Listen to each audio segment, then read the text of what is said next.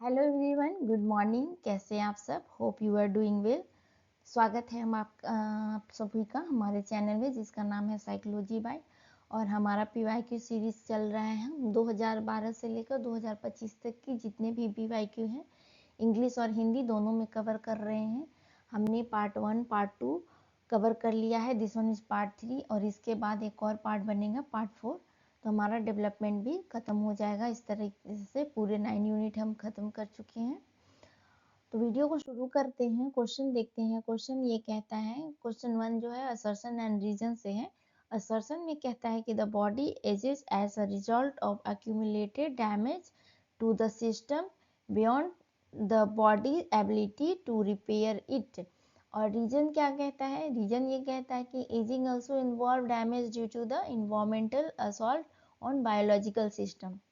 यानी शरीर में मरम्मत की क्षमता से अधिक क्षति जमा होने के कारण बुढ़ापा आ जाता है। रीजन कहता है कि पर्यावरणीय आघात भी जैविक तंत्र को क्षति पहुंचाते हैं। तो एज क्या होता है? एज की वजह से क्या होता है? बुढ़ापा शरीर में आंतरिक क्षति के संचय से उत्पन्न होता है। बिल्कुल सही बात है। और इंटरनल डैमेज किससे होता है? Excess and body repair capacity environment assaulted also contribute to biological damage. तो इस प्रकार से ए एंड 2 दोनों सही हैं, लेकिन उसका करेक्ट एक्सप्लेनेशन जो है वो नहीं कर पा रहा है। तो the right answer is option number 2। Question number 2 देखते हैं। क्वेश्चन नंबर 2 में कहता है hypnagogic images occur during drowsy state and between where hypnopompic images occur between. तो ये कहता है कि हाइप्नागोगिक चित्र जागृत अवस्था से नींद की अवस्था के बीच आता है और हाइप्नोपम्पिक चित्र नींद से जागृत अवस्था के बीच आता है। तो हाइप्नागोगिक अनुभव कब करते हैं? जागने से नींद में जाते हैं तब होता है। और हाइप्नोपम्पिक कब होता है? जब नींद से जागने के समय में होता है। तो the right answer is waking sleeping, sleeping waking. Option number C is the correct. Next question पे चलते हैं। क्वेश्चन नंबर 3 कहता है which of the following option is true regarding the relationship between thinking and language. सोच और भाषा के संबंध में कौन सा कथन सही है? Real thinking require the usage of language. A thought that cannot be expressed in the particular language cannot occur to speakers of the language. And third one कहता है people sometimes think in images rather than the in word. And last option कहता है कि thought is never expressed in language. तो इसका जो right answer है वो है option number C, people something things in image rather than in word. Thinking के लिए हमेशा लैंग्वेज इंक्वायर नहीं होता है और पीपल क्या प्राय थिंकिंग करते हैं using images, symbol of feeling. Language help express thought but not is essential for thinking. Okay, अगला क्वेश्चन देखते हैं। क्वेश्चन नंबर फोर्थ कहता है which of the following does not describe N obsession. Obsession को किसने जुनून का वर्णन नहीं करता है? The continuously revealing and traumatic event, an unwanted thought that a person find intrusive and distressing. And third one कहता है behavior of or mental act that a person feel compelled to perform. And fourth one is something a person enjoy doing and talking about constantly. तो obsession कब होता है? Obsession are intrusive and unwanted thought, ये सही है। और दूसरा कहता है अवांछित और कष्टदायक विचार है, ये गलत है। बाकी 3 और 4 भी सही है। 1, 3 and 4 is a correct answer. Next question देखते हैं। क्वेश्चन नंबर 5 कहता है arrange the following 5 event in order from the top to bottom. निम्न घटनाओं का सही क्रम बताना है टॉप टू बॉटम से। तो टॉप में न्यूरो सेक्रेटरी सेल्स क्या होता है? पहले स्टिमुलेट होता है, उसके बाद रिलीज होता है जीएनआरएच जो कि क्या करता है? स्टिमुलेट एंड एंटीरियर पिट्यूटरी को स्टिमुलेट करता है। फिर पिट्यूटरी ग्लैंड क्या रिलीज करता है? Gonadotropic hormone. एंड देन ये हार्मोन क्या करते हैं? Hormone to stimulate the ovary. तो the right answer is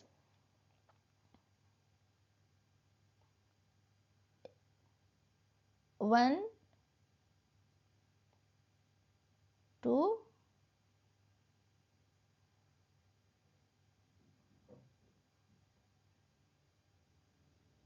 3, this one is 4 and this one is 5. Option number A is correct. अगला क्वेश्चन पे चलते। क्वेश्चन नंबर 6 कहता है Assassin and reason से a 3 to a 4-year-old will readily hand over a blanket to another individual who is rubbing hands and sleeping a lot। और reason ये कहता है insensitive face to face communication, infant connect emotionally with their caregiver, this experience are believed to be foundation for empathy। यानी 3 से 4 वर्ष का बच्चा ठंड से कांप रहे व्यक्ति को कंबल दे सकता है। और रीजन कहता है कि शिशु अवस्था में भावनात्मक संपर्क सहानुभूति का आधार बनता है। तो यंग चिल्ड्रन क्या करते हैं, वो इनसे हेल्प करने का कोशिश करते हैं या वो हेल्पिंग बिहेवियर शो करते हैं। इमोशनल बॉन्डिंग क्या होता है, इन्फेंसी सपोर्ट करता है एम्पैथी डेवलपमेंट में, जबकि helping act is not directly caused by the early face to face interaction। तो दोनों सही हैं लेकिन एक दूसरे को क्या कर रहे हैं, एक्सप्लेन नहीं कर पा रहे हैं। The right answer is option number 2।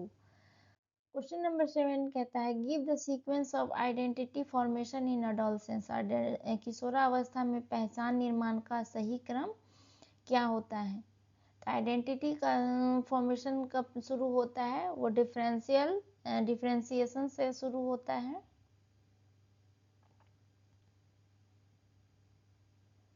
Then रिअप्रोचमेंट होता है,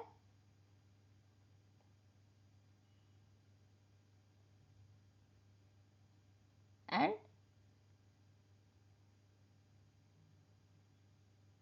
नहीं एक्सप्लोरेशन होता है।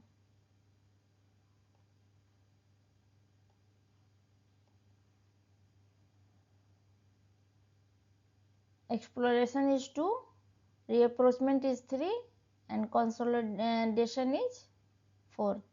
The right answer is option number 3। अगला क्वेश्चन देखते हैं। क्वेश्चन नंबर 8 कहता है which of the following is a degenerative disease combined by the amnesia caused by frontal temporal lobular degeneration and depression. यानी निम्न में से कौन सा अपक्षीय रोग फ्रंटल टेम्पोरल लोबुलर अपक्षय के कारण अमनेजिया और अवसाद से जुड़ा होता है। This one is pig disease.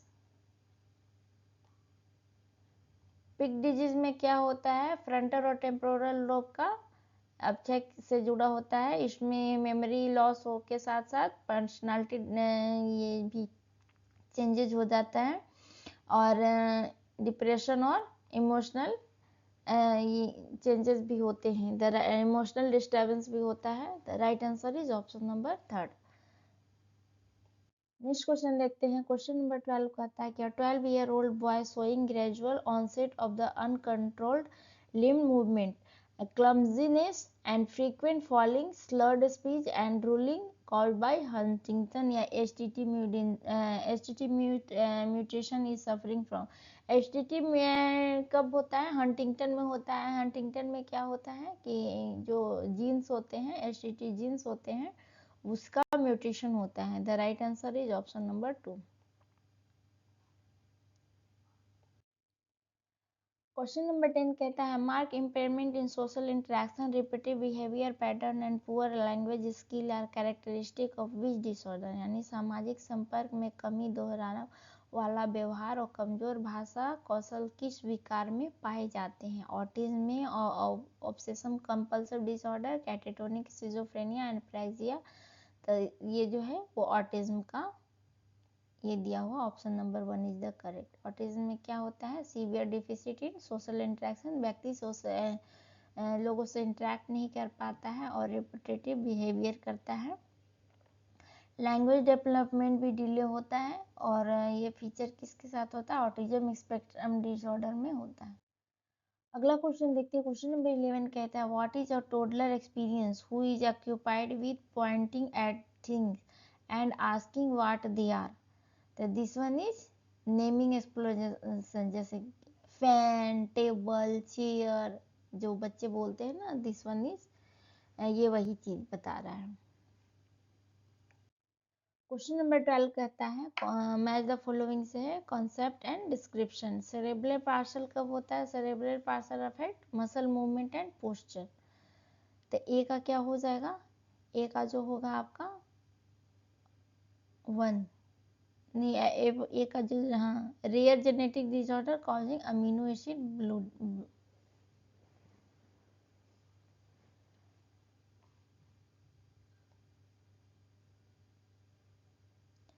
Group of disorder affect muscle movement. Okay.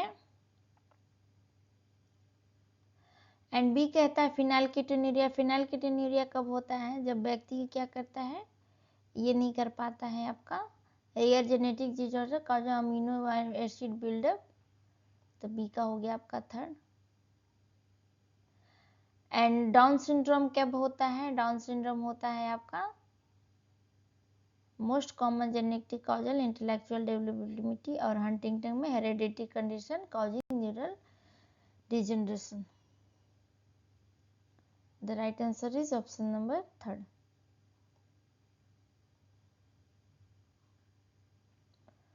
Next question पे चलते हैं। क्वेश्चन नंबर 13 कहता है अगोराफोबिया। अगोराफोबिया क्या है? तो अगोराफोबिया टिपिकली बिहेवियर कब शुरू होता है? एडल्टहुड में होता है, जब commonly found in human women में ज़्यादा होता है और strong association with panic disorder.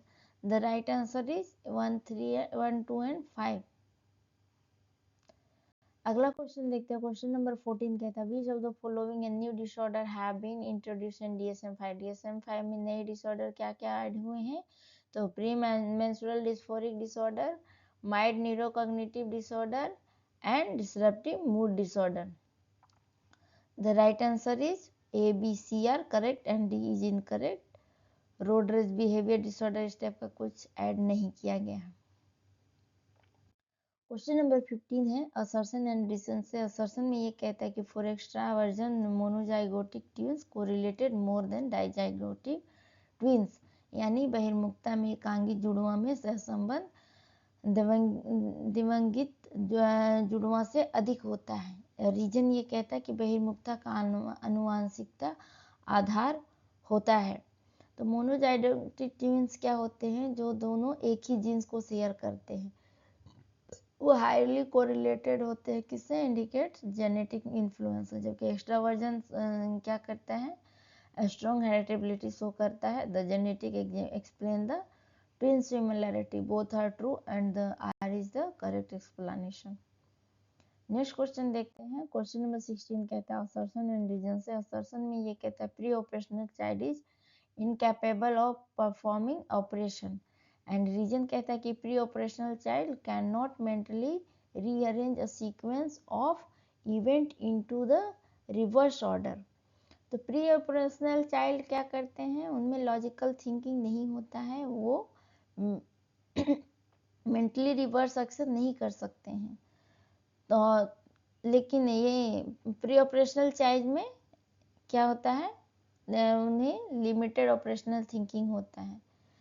तो the right answer is both are true and R is the correct explanation of A. Next question देखते हैं। क्वेश्चन नंबर 17 कहता है which of the following disorder generally show a childhood onset, यानी निम्नलिखित में से कौन से विकार हैं जो सामान्यतः बचपन में प्रारंभ होते हैं? तो बचपन में होने वाले जो बीमारी हैं वो है Asperger syndrome and attention deficit ADHD। तो the right answer is option number 2। अगला क्वेश्चन है मैच द फॉलोइंग से। Again physical trauma, psychological trauma, infertile amnesia and repression. तो फिजिकल ट्रॉमा क्या होता है? फिजिकल ट्रॉमा किसके कारण उत्पन्न होता है? Permanent brain damage.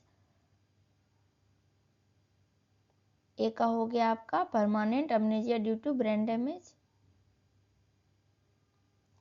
Psychological trauma क्या है? साइकोलॉजिकल ट्रॉमा है cognitive emotional upheaval after disaster. And infantile amnesia क्या हो गया? इनफर्टाइल अमनेजिया है आपका no memory before age of 3। Infantile यानी मतलब जब बच्चा इन्फेंट है या फिर जब ग्रो कर रहा है। इनफर्टाइल से समझिए इन्फेंट। ओके। एंड रिप्रेशन क्या है? Distressing content pushed into the unconscious. D का हो गया 4। The right answer is option number 3। Next question देखते हैं। क्वेश्चन कहता है कि the following social factor play a role in educational setting. निम्न में से सामाजिक कारक शैक्षिक परिवेश में भूमिका निभाते हैं। क्या निभाते हैं?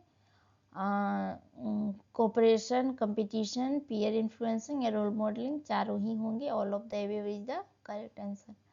नेक्स्ट क्वेश्चन पे चलते। क्वेश्चन नंबर 20 कहता है कि trace the sequence of event turning default female sex of the fetus into mail.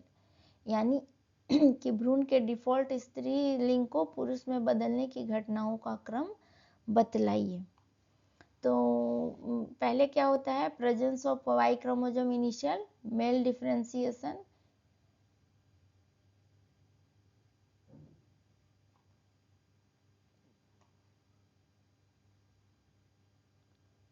This one is 1।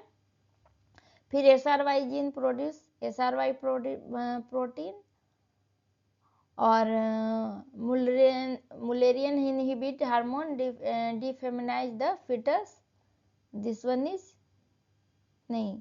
Primitive gonad develop into the testis, this one is 3rd। पहले gonad develop होता है, फिर क्या होता है? फिर होता है Mullerian inhibiting hormone defeminising, and last one is testosterone masculine Wolfram duct into the seminal vesicles. The option 1 is the correct। अगला क्वेश्चन पे चलते हैं। क्वेश्चन नंबर 21 है असर्शन एंड रीजन से। असर्शन में ये कहता है कि obsessive compulsive disorder is a disorder thought and thus called classified in the schizophrenia spectrum in DSM-5। और रीजन ये कहता है कि evidence based show that the combination of the pharmacotherapy and psychotherapy yield good result in OCD therapy. तो OCD जो है वो schizophrenia के अंदर DSM-5 में अलग श्रेणी में रखा गया है। ये सिजोफ्रेनिया स्पेक्ट्रम का पार्ट नहीं है। तो A is a false and R is a true. Question 22 कहता है मैच द फॉलोइंग से avoid attachment style, avoid attachment, secure attachment and disorganised attachment and ambivalent. इसका लगता है कि ऑप्शन मिसिंग है, कोई बात नहीं। अवॉइडेड अटैचमेंट क्या होता है? अवॉइड अटैचमेंट में इन्फेंट अवॉइड करता है contact after separation. Secure attachment में क्या करता है? इन्फेंट कंफर्ट फील करता है और डिस्ट्रेस शो करता है। सेपरेशन जब होता है वो डिस्ट्रेस शो करता है। डिसऑर्गेनाइज अटैचमेंट क्या शो करता है? कॉन्ट्राडिक्ट करता है। एंड एम्बिवेलेंट अटैचमेंट है जो एंजाइटी और वो मिक्स रिस्पॉन्स करता है। आ गए तो भी ठीक है, नहीं है देन ओके। नेक्स्ट क्वेश्चन देखते हैं। क्वेश्चन नंबर 23 कहता है Rogers in his person centre counselling approach emphasis. Rogers ने व्यक्ति से केंद्रित परामर्श में किस पर बल दिया गया था? तो unconditional positive regard is the right answer. Question number 24 कहता है which of the following are stated of the moral reasoning and proposed by Kohlberg. Kohlberg के द्वारा जो प्रस्तावित किया गया था नैतिक तर्क के चरण कौन कौन से थे? obedience, self-interest, conformity, law, order and self-interest and purpose, and law, order, human right and universal ethical, conformity, identity and competence। तो कोलबर्ग ने क्या दिया था? obedience and universal ethical principle and law and order। A and C is the correct answer। अगला question देखते हैं। Question number 25 कहता है fill in the blanks. Harlow study with the baby monkey demonstrated in the importance of the which in early development. तो physical contact जो उन्होंने Harlow किस पे किया था? मंकी पे जो किया था एक्सपेरिमेंट, तो उसके बारे में कहता है कि infant prefer cloth mother over wire ones. Comfort and warmth matter than food. Comfort चाहिए, ये नहीं कि केयर गिवर रख दिए हैं उससे अटैच नहीं हो पाता। उन्होंने अटैचमेंट की थ्योरी का स्टडी किया था। The right answer is option number 4। अगला क्वेश्चन पे चलते हैं। 26 कहता है which of the following are the two major symptom of Alzheimer disease. Alzheimer disease का दो मेजर सिम्टम क्या है? तो neurofibrillary tangles and amyloid plaque is the right answer.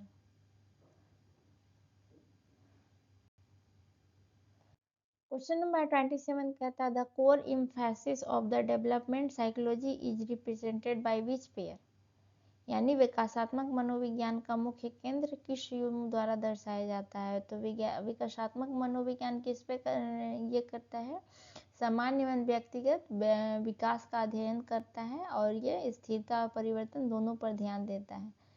जीवन भर जो बदलाव हमारे लाइफ में चलते रहते हैं उसका स्टडी करता है। तो the right answer is individual versus share and stability versus change.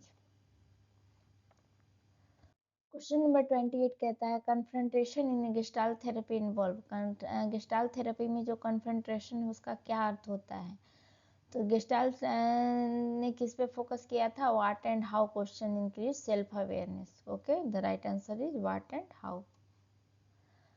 Question number 29 देखते हैं, कहते हैं in Bronfenbrenner model which a system include social construct that the indirectly influence the individual. तो this one is exosystem. Exosystem क्या होता है, institutional life, work place and media, individual does not directly participate them. Question number 30 कहता है the psycho social stage intimacy versus isolation in preceded and succeed, यानी कि intimacy and isolation के चरण से पहले क्या आता है और बाद में क्या आता है। तो इंटीमेसी एंड आइसोलेशन से पहले आता है आपका identity versus role confusion, and बाद में क्या आता है, generative versus stagnation. The right answer is option number 2। Question number 31 कहता है which dimension are essential in multicultural counselling as per McFadden. तो मैकफेडन के अनुसार बहु संस्कृति परामर्श में कौन कौन से आयाम आवश्यक होते हैं, cultural historical hostility management, scientific ideological, and D कहता है माइनॉरिटी आइडेंटिटी मैनेजमेंट, और ई है सोशल। मैकफेडन ने कल्चरल हिस्टोरिकल को अंडरस्टैंड किया था और साइंटिफिक आइडियोलॉजी के बारे में बताया था। तो the right answer is A, C and E is the correct answer.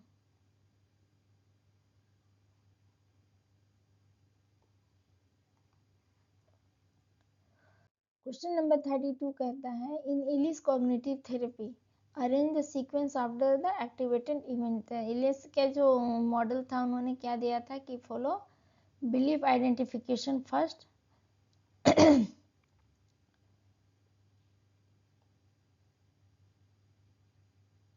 This one is one, option number C. And फिर क्या करते हैं, रिकॉग्नाइज करते हैं इमोशन को एंड बिहेवियर कॉन्सिक्वेंसेस को, और चैलेंज करते हैं बिलीफ को, and then discriminate new consequences, and last one is क्या हो जाएगा, recognizing new feeling, this one is 5। the right answer is option number 3। Next question है क्वेश्चन नंबर 33 कहता है असर्शन एंड रीजंस। असर्शन में कहता है acceptance require respect and warmth for the individual, जबकि रीजन ये कहता है therapist relate in non judgmental and non critical way. Both are true and R is the correct explanation.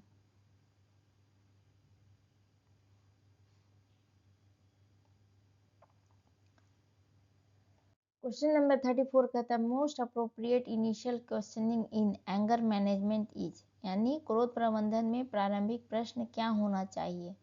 Y did you get angry, what made you angry, whom did you get angry at, and how did you feel when angry. The right answer is option number 2, what made you angry. क्यों, इसमें initial therapy avoid why question, इसलिए। Question number 35 कहता है arrange the sequence of emotional development. Emotional development का correct sequence क्या है। Infant first क्या express करते हैं, हैप्पीनेस विद केयर गिवर, ये 1 होगा। फिर बेसिक इमोशन इंक्रीज होता है intensely, anger and happiness increase, and self-conscious emotion depend on adult, and last one is self-conscious emotion linked to self and evaluation. The right answer is option number 1. तो आज के लिए इतना ही था. Thank you for watching. Keep learning, keep smiling.